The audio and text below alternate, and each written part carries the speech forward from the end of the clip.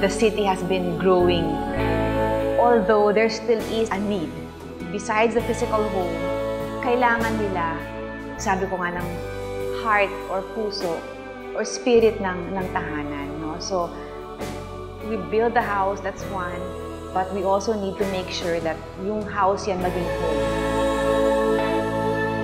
Dito sa amin sa Tacloban, ang mga kababaihan at mga bata ang pinakanangangailangan ng ating kalinga.